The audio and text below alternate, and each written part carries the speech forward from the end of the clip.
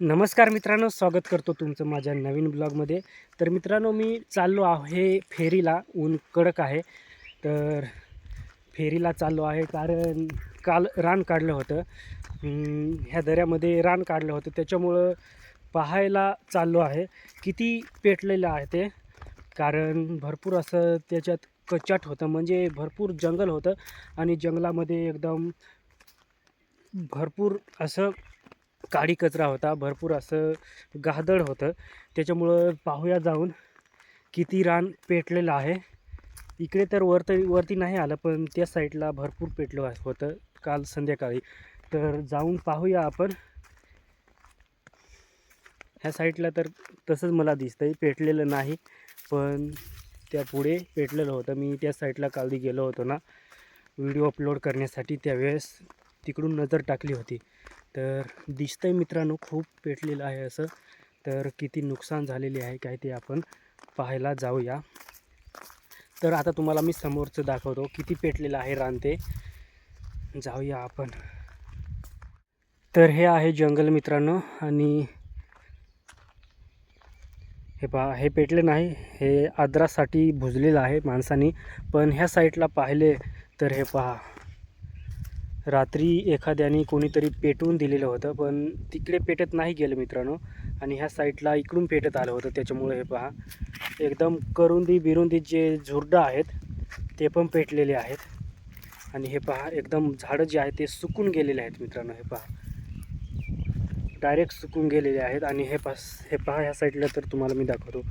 हे पहा, वनवा काढला होता, कोणी काढला काही ते माहीत नाही.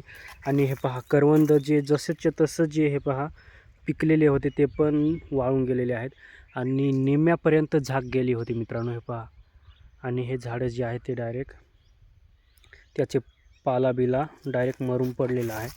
आणि हे पहा, ह्या साईडला पण तुम्हाला दाखवतो, पूर्णपणे खालचा जंगल जो आहे, जे काडी कचरा आहे, तो पूर्णपणे पेटून गेलेला आहे. आणि हे पहा, इकडे पण ह्या साईडला पाहिले तर हे पहा, पूर्ण झाडं जे आहे ते मरून गेलेले आहे. डायरेक्ट मेले नसतील मित्रांनो, पण डायरेक्ट त्याचा पालापाचोळा जो आहे तो डायरेक्ट करपून गेलेला आहे. हे पहा इकडे पण. आणि हे पहा, एवढ्यापर्यंत पेटत आलेलं आहे. तर कुणी पेटवलं काही ते आपल्याला अजून कळालेलं नाही, पण असं करायला नाही पाहिजे मित्रांनो. कारण जे प्राणी असतात, जे सरपटणारे प्राणी, काही जे वेगवेगळे लहान छोटे मोठे प्राणी असतात, मोठले तर पळतील, पण जे बारीक प्राणी असतात, कीटकनाशके काही, ते जसेच्या तसे त्याच्यामध्ये त्यांना पळता येणार नाही. पक्षी पण पळू शकतात, पण बाकीचे लहान लहान प्राणी असतात ते तर नाही पळू शकत. त्याच्यामुळे हे पहा, सगळीकडेच डायरेक्ट पेटलेलं आहे मित्रांनो. तुम्हाला मी दाखवतो. हे पहा, एकदम पूर्णपणे जे आहे जंगल ते निम्म्यापर्यंत झाक गेली आहे आणि ते करपून गेलेले आहेत. तर तुम्हाला मी इथून पण दाखवतो, तिकडे पण डायरेक्ट भरपूर लांबपर्यंत, आणि इकडे पण तिकडच्या कोपऱ्यापर्यंत पेटलेलं आहे. तर दाखवतो तुम्हाला मी. हे पहा मित्रांनो, जे मोठले झाडं आहेत ते वरच्यावर नाही, पण खाली पेटलेले आहे. खालचा भाग पेटलेला आहे. हे पहा, इकडे पाहिले तर इकडे पण. आणि हे काय आहे, वाटतं कुत्र्याची डोकी आहे, मुंडी मला वाटतंय. पण हे तर याच्यामध्ये नाही वाटत, हे जुनं असेल काहीतरी, बिबट्याने खाल्लं असेल ते आहे मित्रांनो हे कुत्र्याचं.